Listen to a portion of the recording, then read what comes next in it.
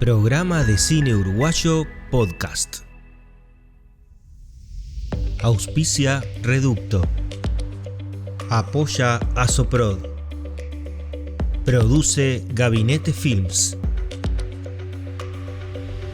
Episodio 7. Emiliano Massa de Luca. Hola Emiliano, mucho gusto. ¿Cómo estás, Pablo? Bien, buenísimo. Gracias por participar en el programa de Cine Uruguayo Podcast. Bueno, muchas gracias a vos. Es rara tanta formalidad entre dos personas que se conocen tanto, ¿no? Bueno. Sí, bueno, pero la gente no nos conoce. Quien nos va a ver no sabe que tenemos una historia en común de varios años. Desde yo te conocí en París, Texas, cuando algún día fui a trabajar.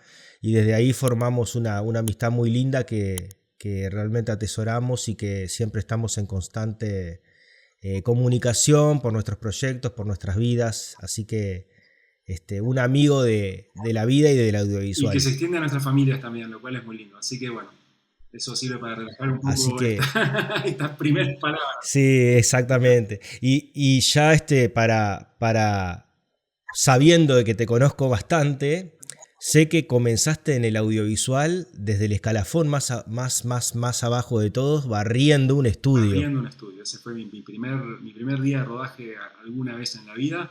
En la primera serie que se filmó en Uruguay, una serie de Antena 3, que se filmó en 1994, que se llamaba El Curro Jiménez.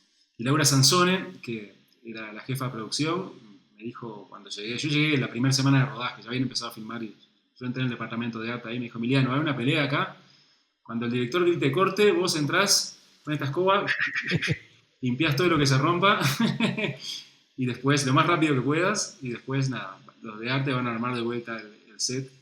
Así que bueno, empecé barriendo. ¿Qué año dijiste que fue? 1994. 94. 94.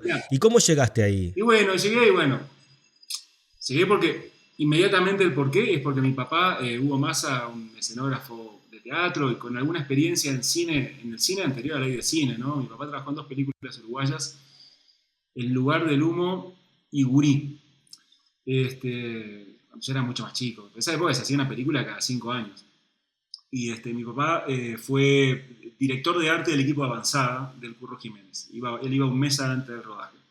Y yo en esa época estaba estudiando profesorado de matemática en el IPA. Yo sí tengo una faceta que tiene que ver mucho con la docencia, que es algo que me interesa, que también lo heredé de mis padres, ¿no? Ambos fueron docentes de teatro. Y bueno, yo estudiaba profesorado de matemática. Y cuando llegó el Curro Jiménez, empezó a filmar. Bueno, yo siempre dije, si hay una oportunidad, dejaría de estudiar profesorado de matemática para poderme trabajar en cine. Y bueno, y se dio la semana y entré y bueno, eso es algo que me cambió la vida para siempre, ¿verdad?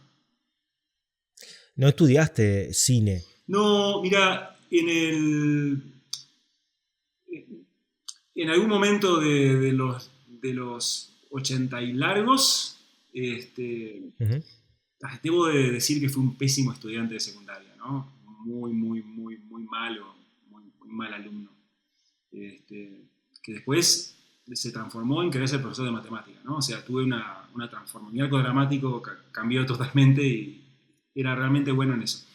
Pero en ese periodo de ser muy mal alumno, como que fui un poco obligado por mis padres, que me veían que no daba pie con bola, a estudiar una carrera de programador en un instituto tecnológico que hay en el centro de Montevideo, muy conocido.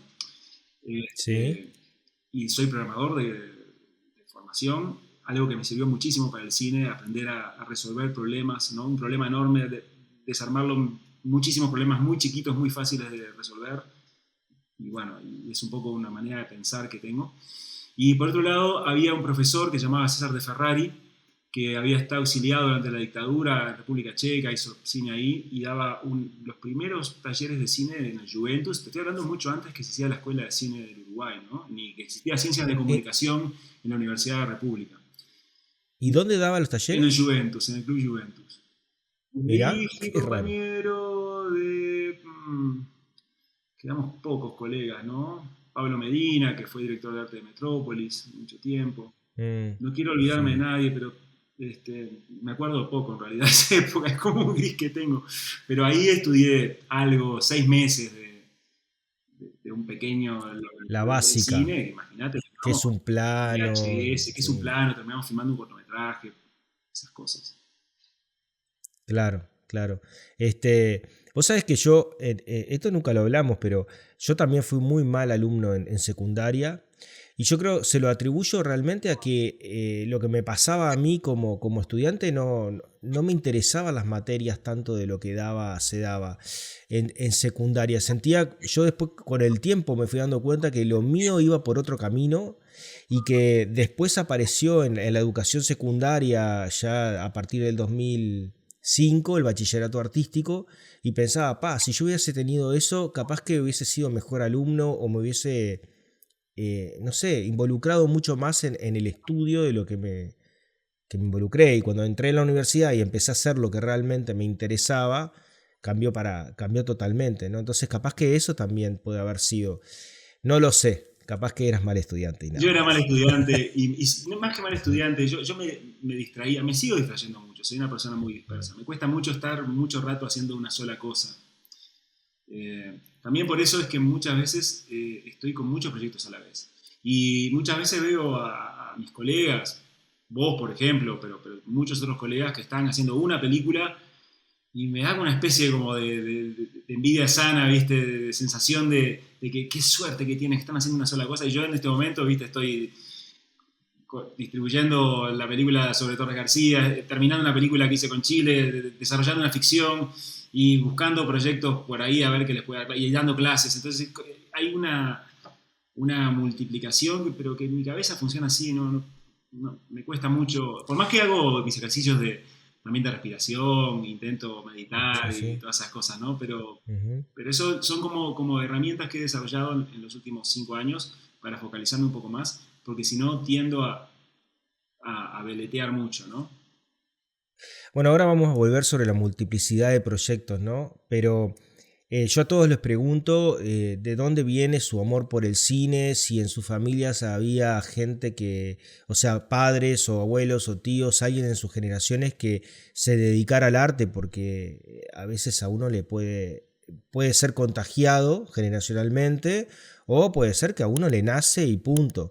En tu caso, tu padre era escenógrafo del circular, puede ser también, Mi papá ¿no? fue fundador de Teatro Circular con su hermano Ahí Eduardo va. Malet y con Gloria Levi, una crítica de teatro, ellos tres, pero fundadores, te digo que pusieron ladrillo por ladrillo para crear la sala circular. Y también director de teatro y escenógrafo de teatro. Entonces, por ese lado, sí, mi madre fue una fonoaudióloga, pero se especializó en la voz de los actores y ambos Ujú. fueron docentes en la Escuela Municipal de Dramático antes de que se cerrara la dictadura y después que volvió la democracia. Y se conocieron ahí ellos. Entonces, el mundo del teatro era un mundo muy presente en mi casa y de niño, ya te digo, mi papá había trabajado en un par de películas, que era una cosa muy rara, ¿no? Trabajar en películas, ¿no? En El Gurí, El Lugar Claro. del Humo, me acuerdo que nos traía unas bandejas de catering, que eran unas bandejas donde les daban la comida, que tenían como moldes y habían diferentes porciones en cada molde, y alguna vez nos trajo para que comiéramos en casa. Era algo que nunca en mi vida había visto una cosa así, y me pareció exquisita la comida y toda esa fantasía de niño y el cine. Pero lo cierto es que cuando yo iba a la escuela de Chile, en Maldonado y Ciudadela, en la ciudad, Ajá. en el barrio sur, y desde muy chicos, desde 9 años más o menos, viste que los niños en esa época jugábamos ni siquiera en la puerta de nuestra casa. Nosotros jugábamos en un área, en el barrio de Montevideo. Tenemos una zona de... Hoy en día los niños no salen de la casa, pero en los 70s jugábamos en un área de Montevideo, que eran muchas, muchas, muchas cuadras, hasta la aduana. No sé si eran de inconsciencia de los padres o que el mundo era... Y Ujú. era un mundo horrible, plena dictadura. Pero con un compañero de escuela que se llama Néstor, íbamos a los 9 o 10 años todos los fines de semana al cine. Y llegábamos a la sala de cine en cualquier momento, no esperábamos que empezara la película. Entonces, de repente llegamos a una película que estaba a 10 minutos de terminar y veíamos cómo terminaba y nos quedábamos y la veíamos entera y la veíamos incluso otra vez Fu. más y a veces hasta 3 veces veíamos la película. Y después en las vacaciones de invierno nos daban en la escuela unos papeles grandotes así con una programación de varios cines y a la vuelta de casa estaba el cine Independencia, en la calle Andes, en la calle de Florida, entre San José y Soriano, ahora venden billutería. O es un parking, no sé. Sé que ese no fue iglesia evangélica todavía. Este, claro, Sí. y ahí nos clavábamos 3 películas, ¿viste? Siempre había una de karate, había otra de Bud Spencer y Trinity, también de acción. En algún momento empezaron a ver películas medias eróticas, ¿no? Y bueno, Ujú. era pasar la niñez y la adolescencia los sábados metidos dentro del cine. Pero no soy un cinéfilo. Entre otras cosas porque tengo muy mala memoria. Entonces no me acuerdo de los actores, los nombres se me escapan. Incluso películas, he visto varias veces películas con la sorpresa viendo la película me doy cuenta que ya la vi. Sí, sí. Habitualmente a mí me pasa a veces también, y digo, pero si esta película ya la vi, voy por la 20, 30 minutos y lo que pasa es que estamos cada vez, por nuestro oficio, estamos viendo más películas, estamos leyendo más proyectos, nos estamos vinculando con más gente Entonces también hoy en día capaz que es más común, en esa época yo creo que no, o sea, tenías la oportunidad de ir al cine una vez, digo, era seleccionado, ¿no? O sea, sabías que cada vez que ibas a ir ibas a encontrar una película distinta. ¿Hay alguna película que realmente te marcó, cuando la viste? No sé, capaz que no tiene por qué ser cuando niño, ¿no? En No, otra etapa que diga, cuando está, niño durante meses y meses vi el tráiler, vi en estas idas al cine con mi amigo Néstor, sí, durante meses y meses o años, no sé, porque me acuerdo que se dilató muchísimo, vi el tráiler del Cristal Encantado, que era una producción de Dino de ajá, Laurentiis o algo así. Y la quería ver, la quería ver. El regreso del Cristal Encantado.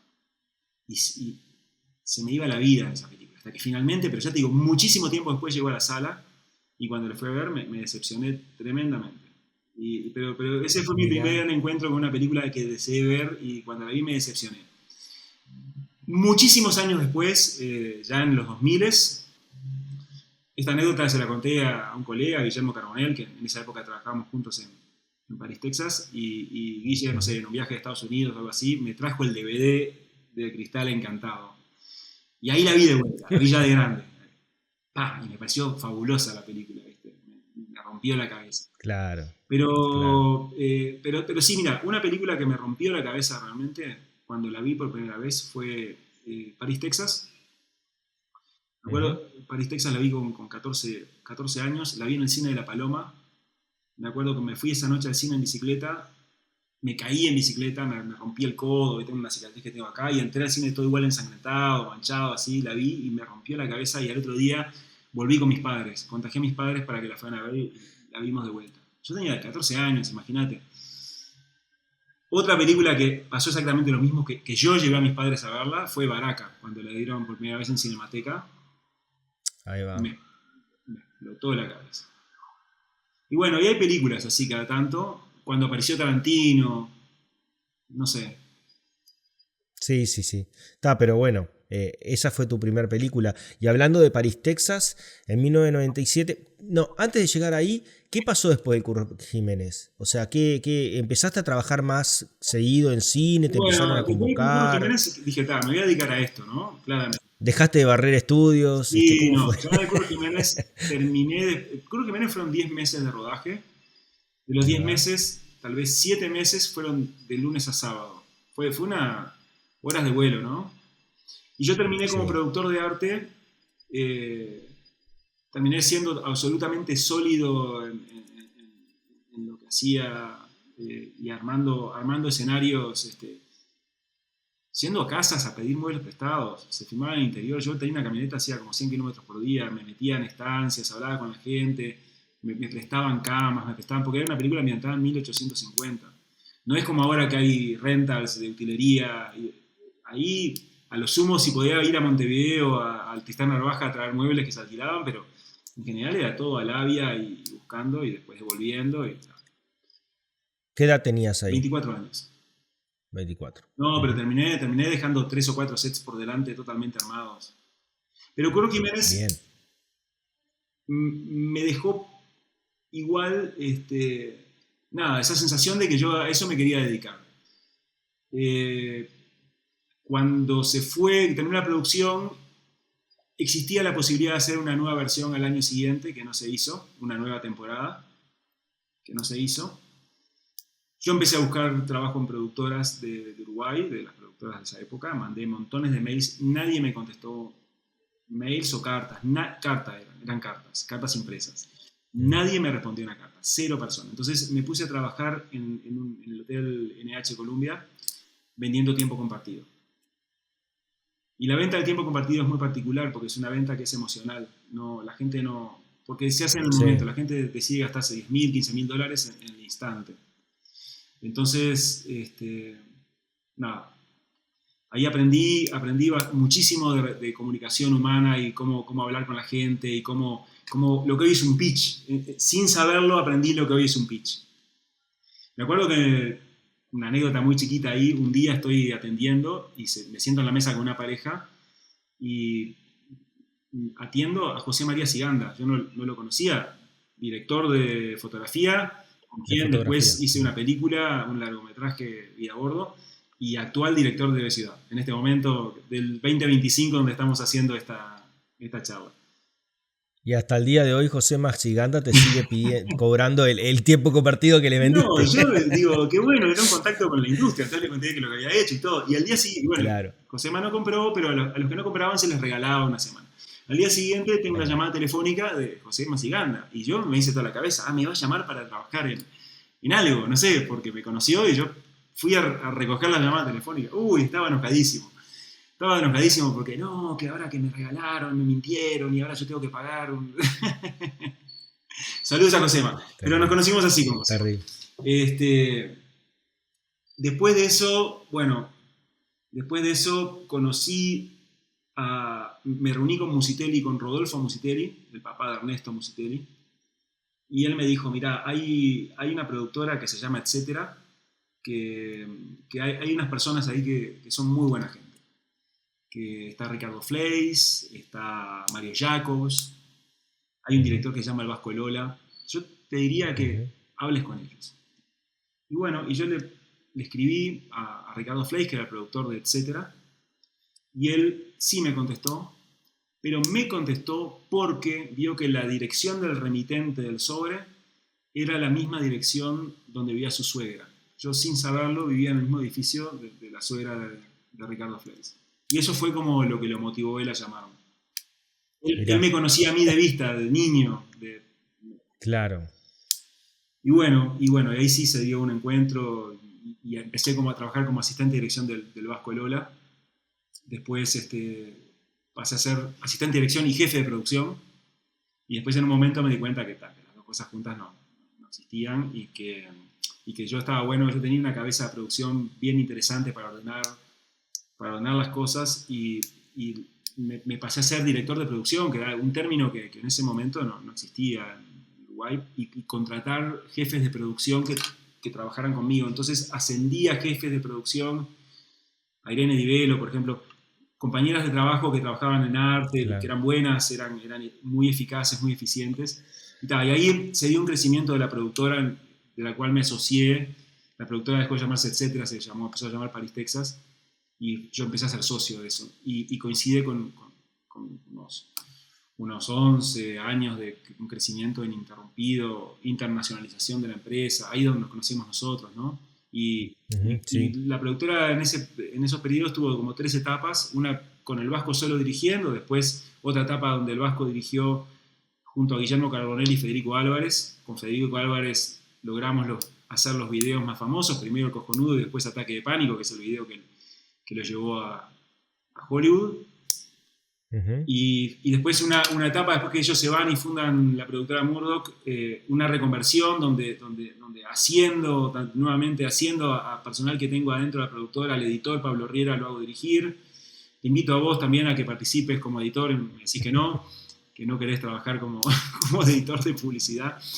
Y también llega Horacio Gómez y empezamos a trabajar con algún otro director de afuera. Y era una productora que creció, siempre, nunca paró de crecer.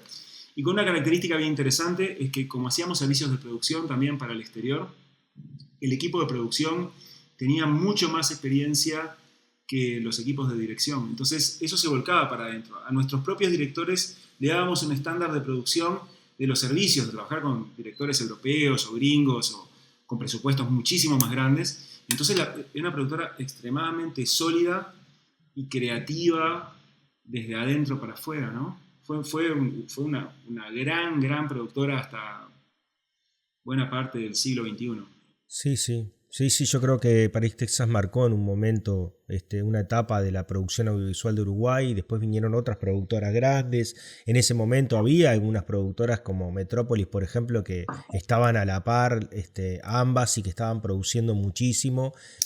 Recuerdo que todos los que estábamos estudiando audiovisual en esa época era como llegar a lo más alto si llegábamos a estar en una productora como esa, porque realmente estaban produciendo muchos comerciales importantes que uno los veía después en televisión y eran de muy buena calidad. Sí, mira, hay un inicio, porque uno hoy ve un audiovisual en Uruguay, vemos una realidad, como siempre, imperfecta, pero como nunca grande, ¿no? Como nunca grande, de gente, de escuelas de cine que sacan cientos y cientos de nuevos técnicos que trabajan en producciones, en series. Pero en esa época hubieron un par de productoras que realmente fueron como rompehielo, que fueron abriendo la brecha y a la cual le debemos esto. Mojo, con Leo Ricañi como director. Leo Ricañi estuvo entre los 30, 40 directores más importantes del mundo de publicidad. Es algo, es como, en términos futbolísticos, ¿no? Un Cavani, un Suárez, ¿no? Ujú. Y por otro lado, Metrópolis. Metrópolis que le tocó hacer su primer gran comercial, que fue un Renault que se hizo para Mundial, y que eso generó un know-how, generó la compra de equipos, porque no existían en Uruguay las luces, no existían HMIs para filmar, algo que hoy hay de todo, ¿no? Y lo que no hay se trae, como se trajo para la serie de Siena, Sí. digamos. O sea, en esa época habían 4 faroles. Y ahí se hace una reconversión empresarial también del rental de Musitelli para poder servir a eso. Y eso fue una gran escuela para otras productoras como la mía, como París, Texas, ¿no? Y muchísimas otras más. Y bueno, después la crisis del año Bien. 2000 fue buenísima para el mercado audiovisual porque digamos, la publicidad en el mundo se filma en Sudáfrica. Esa es la meca de la publicidad en el mundo, hoy en día también. Pero en ese momento, como Argentina se puso muy, muy barata, todo el mundo dejó de ir a Sudáfrica y fue a filmar a Argentina. Y fueron tantos a Argentina que Argentina quedó chico. Imagínate cómo sería la cosa. Y las productoras uruguayas empezamos a trabajar muchísimo para afuera. Y eso fue muchísima experiencia para nosotros. Aprender a trabajar a distancia, no con esta tecnología que Sí, estamos teniendo ahora, ¿no? Pero aprender a trabajar claro. a distancia, a diferencia horaria, con otras culturas de filmación. Es bien interesante lo que nos pasó. Bien. Programa de Cine Uruguayo Podcast. Auspicia Reducto. Apoya Asoprod. Produce Gabinete Films. Emiliano, y hablando de esta multiplicidad de proyectos que decías al inicio, ¿no? Y que te mantiene bastante ocupado y que sentís que a veces no te podés concentrar en uno, pero sin embargo en París, Texas, era impresionante porque era un proyecto atrás de otro, eran muchísimos comerciales.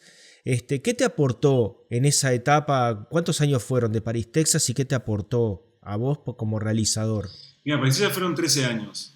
Me Ok. aportó esa transformación de ser asistente de dirección a transformarme en director de producción y productor de la productora. Me dio visión, me dio entender que tenía que... Yo en un momento tuve 3 equipos con 3 line producers que tenían 3 equipos, cada una tenía varias producciones al mismo tiempo, de filmar el mismo día 3 o 4 comerciales al mismo tiempo, al mismo día. Me dio un entendimiento de todo eso. Una productora súper ordenada que se trabajaba hasta las 6:30 de la tarde, de lunes a viernes. Ujú. No, si se trabajaba un fin de semana era Sí, porque era sí. una locación que abría el domingo solamente. Si no, Sí, sí, y yo sí. siempre dije, si un banco funciona de lunes a viernes hasta las 5 de la tarde, bueno, yo también tengo que hacerlo.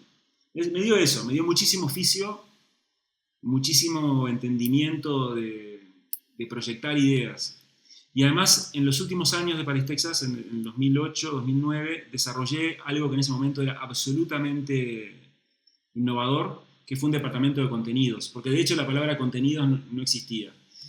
Y ahí empezamos a producir, ya no cuando había tiempo libre, sino en paralelo, producir cortometrajes, videoclips, documentales. Ahí empezó Multitudes y Vida a Bordo, nacieron ahí adentro. Ujú. Y algún documental que hicimos sobre el accidente de los Andes. Cuando se cumplieron 30 años, con el Vasco Lola hicimos un documental sobre el accidente de los Andes, la memoria de los Andes, los cortometrajes de Fede. Fue una época de muchísimo aprendizaje. Y también de muchas crisis, ¿no? Hasta que llegó la crisis final, la crisis que entendí que tenía que cambiar de rubro. Pero tiene mucho que ver también con la edad que tenía en ese momento. Fue a mis 39 años, ya estaba viviendo la crisis de los 40 años. Es un año donde se murió mi viejo, eh, donde también yo también terminé con una relación de muchos años que tenía.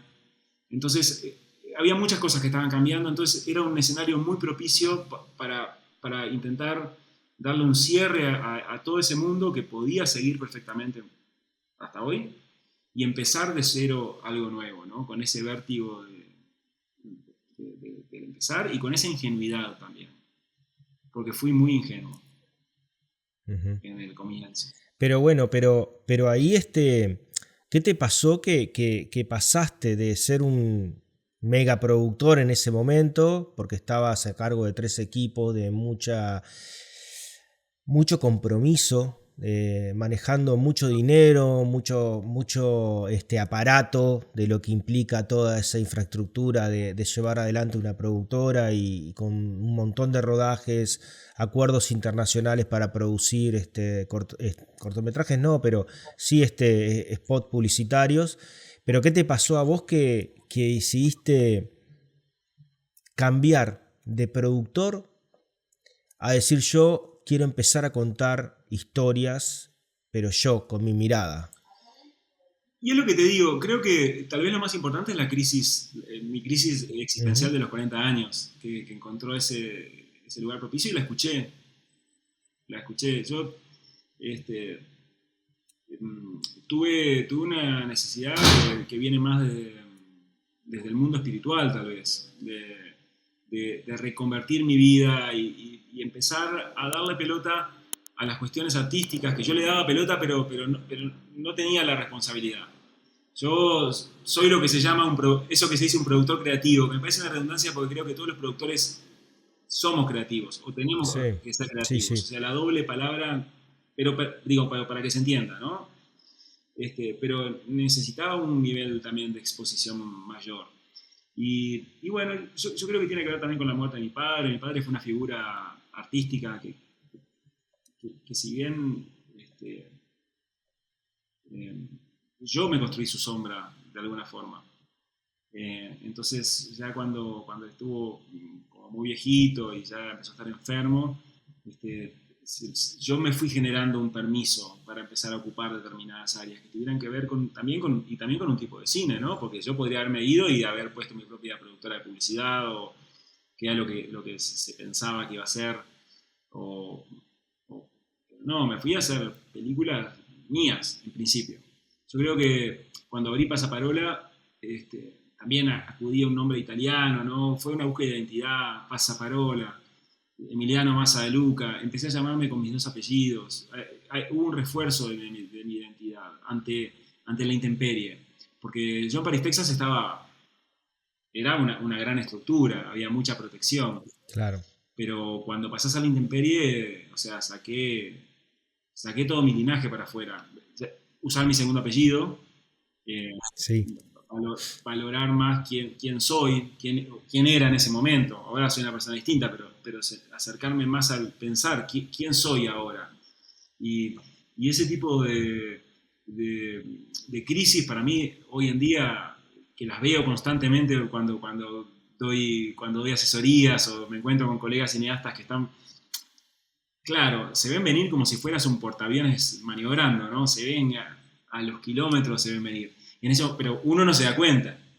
Eh, y creo que fue eso, creo que fue una gran crisis lo que me produjo eso, lo que me produjo el tirarme al Eh, agua a eso. Y bueno, y ahí, y tomar proyectos y sobre todo con mucho miedo por una cosa, Pablo, porque yo como productor, yo siempre formaba parte de la gestación de los proyectos y del inicio de los proyectos y de la filmación de los proyectos, pero después en la postproducción ya había como un tren que andaba solo y que se terminaba solo. Y si bien yo estaba ahí porque estaba dentro de la productora, no era un actor activo en eso.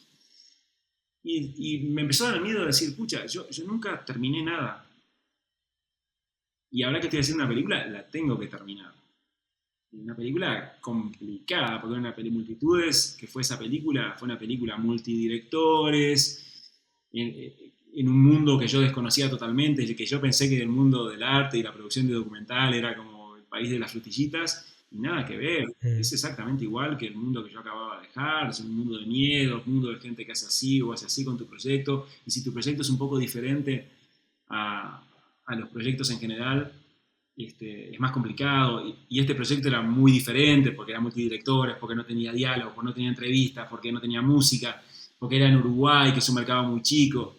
Entonces tenía todas en contra, pero igual tenía una virtud, era muy barato. Se podía hacer porque eran como en 8 días de rodaje. Sí, y era y era una aventura que compartiste con amigos o gente querida que fuiste conociendo en esos años y que se volvieron codirectores, formando un equipo y vos a la cabeza de desarrollar ese primer proyecto que es lo que yo digo, o sea, los operaprimistas por lo general, si vos mirás bien, son personas o que registran algo que le es muy personal, que vuelven a su ciudad de origen o que vuelven a contar una historia muy personal, familiar, y también, por lo general, ¿no? Pero y también se juntan o se apoyan de gente muy conocida, de amigos, de ex compañeros de carrera o amigos de trabajo,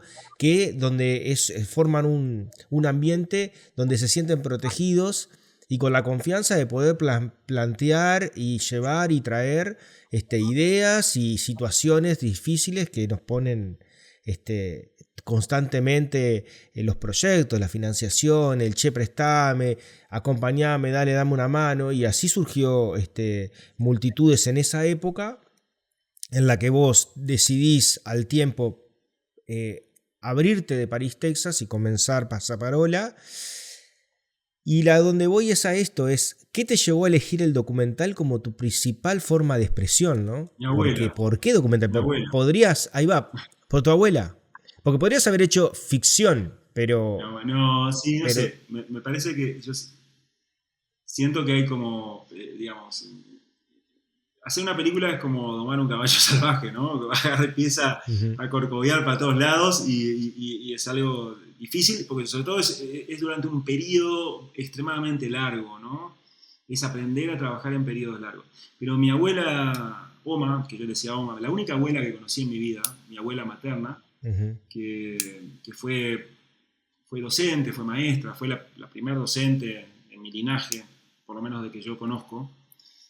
Ella, cuando yo era muy chico, vivía en el campo y yo pasaba un tiempo en el campo con ella. Ella me enseñó a observar. De niño me incitó a la observación, al de la naturaleza, de los animales, de los insectos, de las flores, y todo era una clase. Y yo juntaba renacuajos y hasta que me hacía ranas. Tenía pollos que se hacían gallinas en un apartamento de un piso 7 de Montevideo.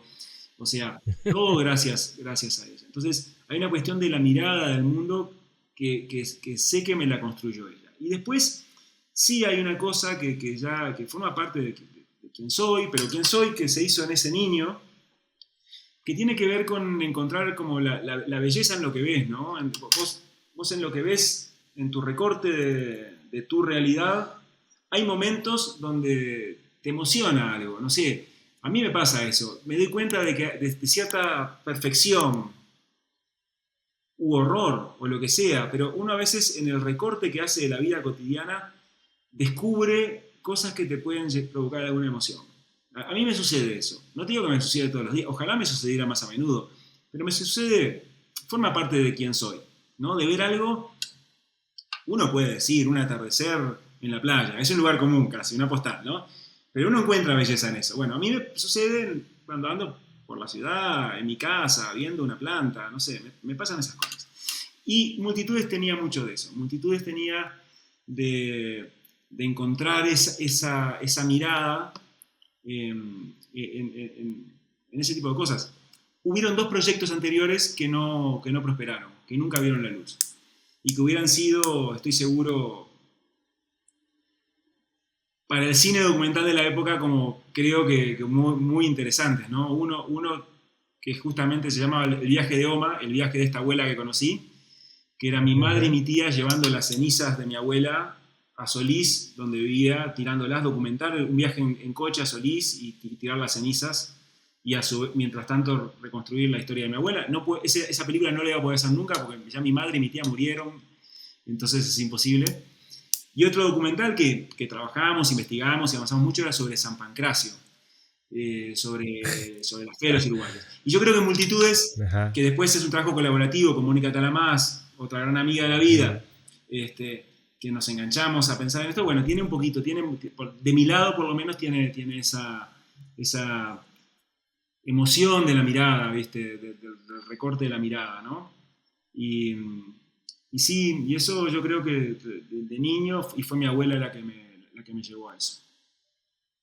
Y hablando de proyectos, ¿cómo elegís los proyectos? ¿Cómo llegan a vos los proyectos? ¿Qué es lo que te pasa cuando decís, bueno, es esta la historia que quiero contar y por la que me voy a embarcar una parte de mi vida soñando en que la voy a realizar?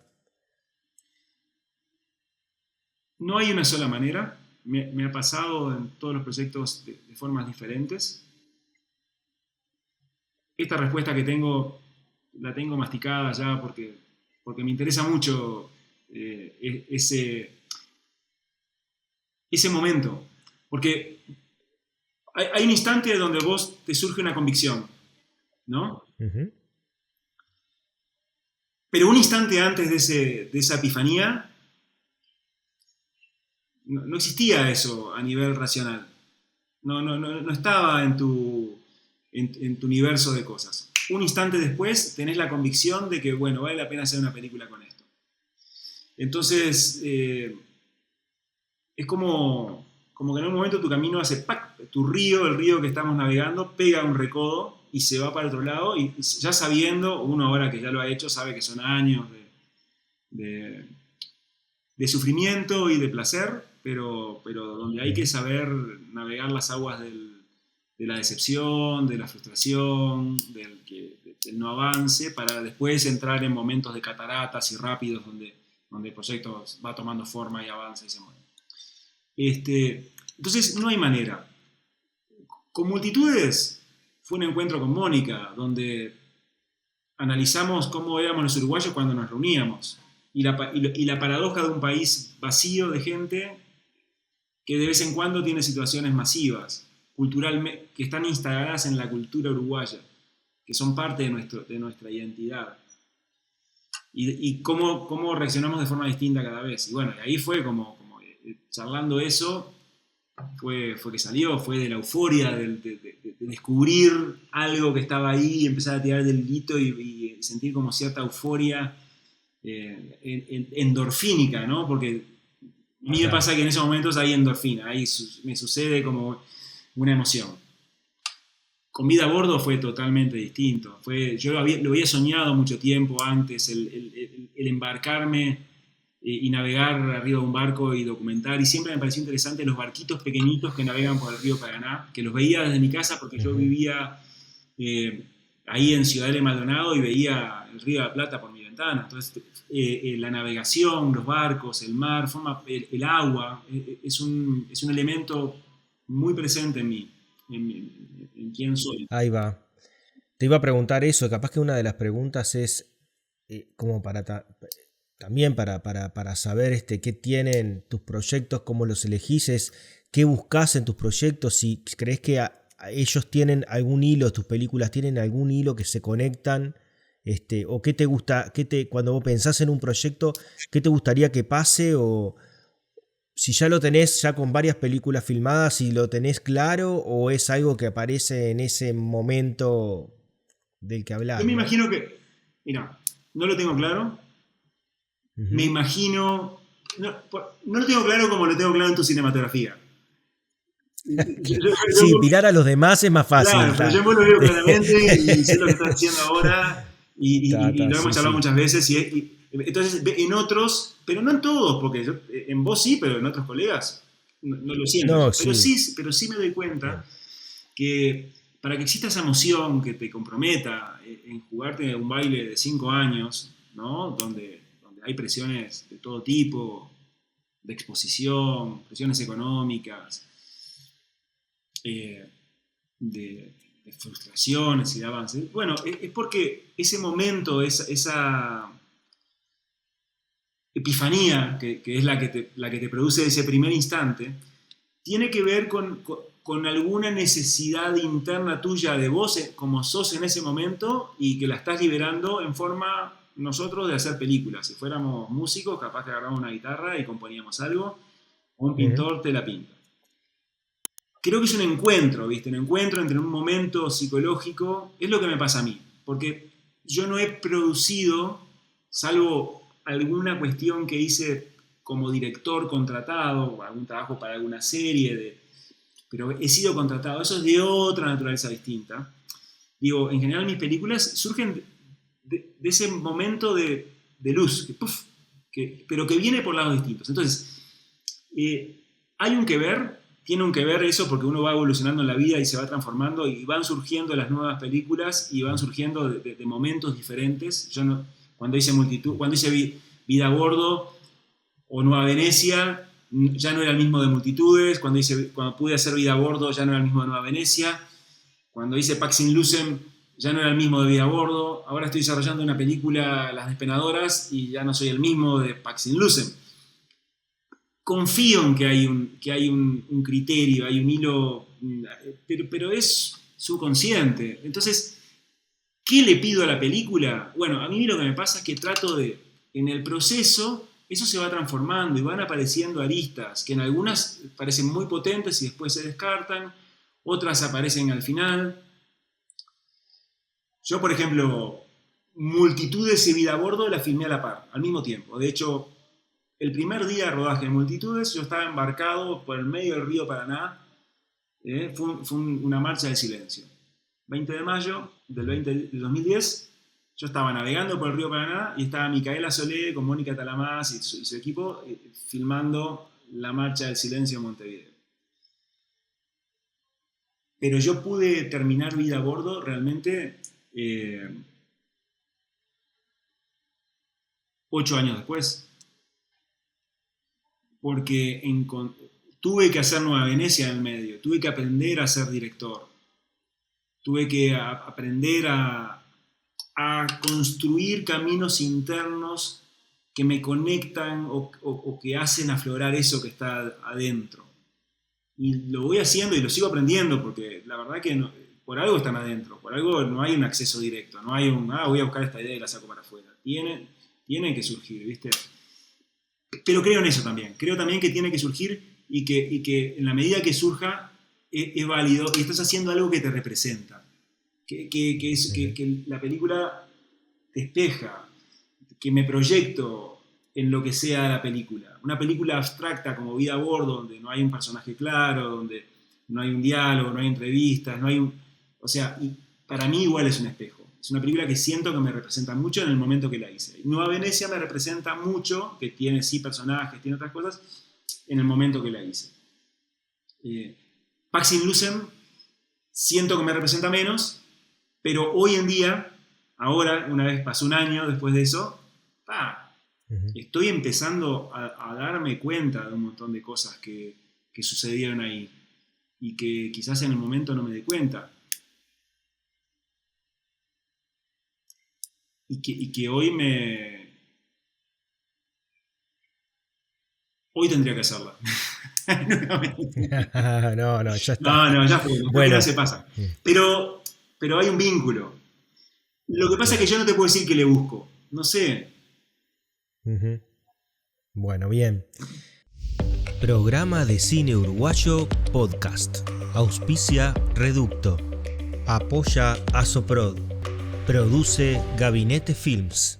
Emiliano, en este proceso, en este tiempo que venís desarrollándote como director y productor, en un momento, hace ya varios años, conociste a tu esposa, Marta Orozco, que es productora. Ambos, con el paso del tiempo, se unieron para ser tutores de proyectos en diferentes talleres internacionales. Hace un par de años fundaron Kaleidoscopic, que no sé si querés contar brevemente de qué se trata Kaleidoscopic. Sí, más bien porque me es Estaría un chivo. bien. Te pasa Sí, todo. adelante, adelante. No, pero tiene que ver con una cuestión que nos pasa tanto a Marta como a mí, que es la formación como a un nivel este, que es de... eh, en nuestro día a día. Ya ocurría cuando quería ser profesor de matemática, ocurrió en París, Texas, formando y generando situaciones para una Ujú. cantidad de gente que hoy en día son los profesionales de muchas áreas del cine uruguayo y del cine en el exterior. Y esa vocación, bueno, nos llevó a armar durante la pandemia, le dimos nombre, pero lo hacíamos sin nombre de antes, una empresa de formación que vincula eh, una serie de experiencias personales que tienen que ver con el juego, tienen que ver con el uso del cuerpo, tienen que ver con lo lúdico, tienen que ver con cómo se hace el cine en nuestros países. eh, y trabajamos básicamente no exclusivamente, pero muy importantemente para institutos de cine de Latinoamérica o festivales de cine que tienen un área de formación. Por ejemplo, en el Festival de Cine José Ignacio llevamos adelante Generación J, que es una instancia para productores y directores y guionistas uruguayos de ficción de menos de 30 años. En general son periodos muy cortos, una semana, 4 días, pero son muy intensos. Tenemos en Valencia, en España, tenemos en República Dominicana, tenemos en Panamá, estamos desarrollando en Ecuador en este momento, en México tenemos varias, en Costa Rica. Y bueno, es una instancia que para nosotros es muy nutritiva porque nosotros enseñamos lo que sabemos hacer y sobre todo Ujú. motivamos. Eh, pero por otro lado recibimos, ¿no? Recibimos porque hay un aprendizaje constante de los colegas, de las nuevas generaciones, de los nuevos puntos de vista. O sea, estamos en contacto con gente que tiene 25 años, 30 años, está haciendo su primera película. Y de una diáspora, realmente, de gente de panorama hispanoamericano. Es extremadamente rico y nos encanta. A mí me encanta. O sea, encima trabajar de eso, recibir una paga por eso es como que tengo mucha Sí, suerte. Y claro, y además no tiene el peso de la producción propia, porque son películas de los demás. Entonces uno entra y sale, ayuda y sale, pero vas construyendo y después ves las películas y nos pasó ahora en el mercado de Cannes que nos encontramos más o menos con 14 o 15 talleristas de los últimos 3 años, de Uruguay, de Dominicana, de México, de Panamá, que estaban ahí, hace 3 años no sabían lo que era una coproducción y ahora estaban en el marché. Muy bien. emocionante. Es como tener hijitos Bien. cinematográficos por la región. ¿Y cómo los guías? O sea, qué les aportás? ¿Cómo los ayudás en esa experiencia de Kaleidoscopic, a Y, mirar sus y proyectos? bueno, nosotros, hay muchas maneras, Pablo, pero lo que pasa es que nosotros hay una parte pedagógica que sí tenemos, la parte pedagógica está por encima de lo que hacemos específicamente de cine. Y tiene que ver en que yo sería un descarado si me junto contigo una semana y agarro tu guión y te digo lo que tenés que hacer en tu guión. Eso es bastante habitual. Yo creo que lo que tengo que hacer en ese tiempo es ayudarte a que vos encuentres lo que tenés que hacer con tu vida. Esas cosas que hicieron, como yo te contaba, que en algún momento la idea se aflorara al consciente, que fuera suficientemente potente como para escribirla.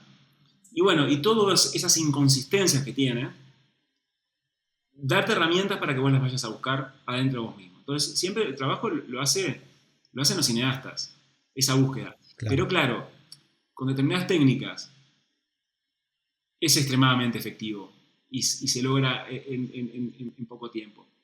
Y ver esas transformaciones es bien, bien interesante.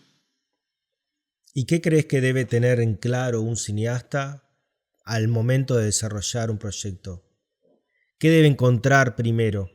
Y bueno, y tiene que saber primero, para mí lo más importante es la motivación. ¿Por qué estoy haciendo esto?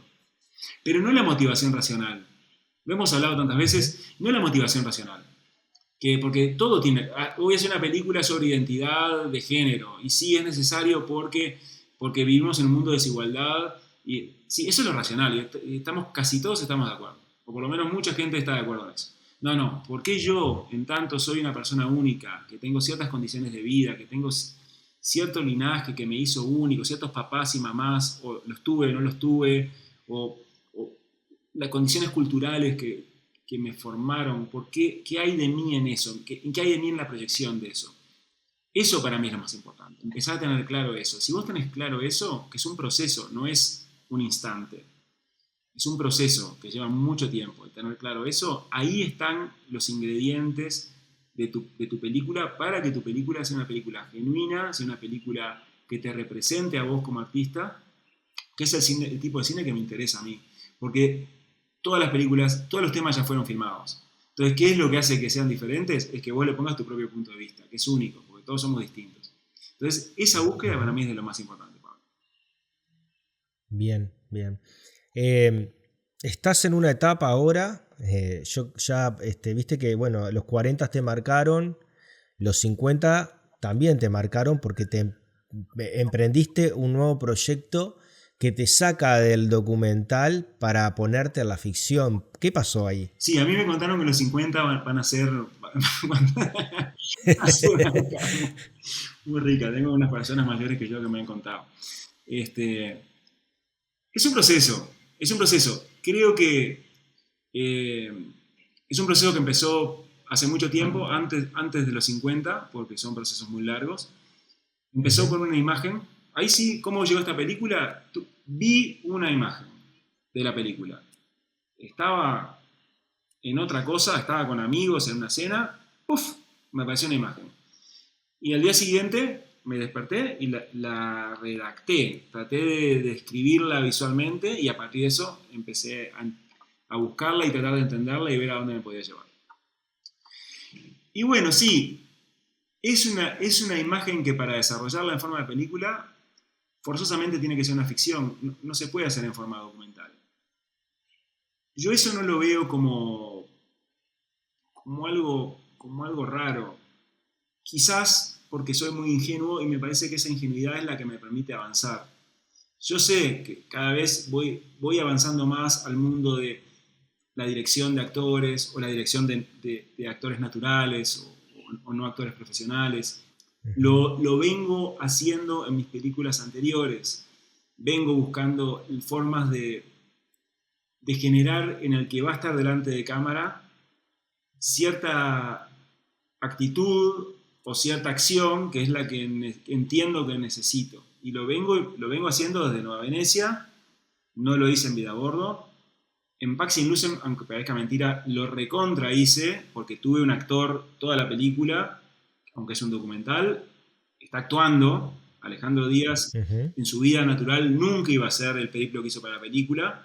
Y fue todo un proceso en el cual vos, de hecho, participaste en alguna parte ayudándome a grabar algunas cosas donde Alejandro estaba muy molesto con tener una cámara delante y arruinaba tomas, y finalmente se fue transformando en un personaje que tiene un arco dramático y que se transforma y cambia. Y por otro lado, por entrevistas o encuentros con doctores en historia del arte que no saben nada de una cámara, que les molesta muchísimo una cámara, que son como ratones de biblioteca, y que tuvieran que salir naturales, y se logró. Y eso a mí me llena de orgullo. Y en ese proceso, que es un poco ingenuo de mi parte, bueno, yo voy trabajando y voy aprendiendo cosas nuevas. Entonces, para mí que sea una ficción, Las Despenadoras, que es el próximo proyecto, no, no sé, porque además está basada como en muchos hechos reales. Está basado en hechos Sí, reales registrados por la historia uruguaya. Está basado en hechos reales de mi familia, de la infancia de mi abuela Leontina, que es esta abuela que nombré minutos atrás, que fueron contados y recontados por mi abuela, por mi mamá, por mi tía, por esas cosas que las mujeres de la familia repiten pero que ya no están. Y ahora, de otra manera distinta, me toca recrear un poquito de esa infancia, con mis imágenes propias, ¿no? Porque yo no ujú. hay fotos de eso que ocurrió en 1900, 1800. Claro, Entonces, por eso tiene que total. ser una ficción. y yo creo que con la ingenuidad de llevarla adelante.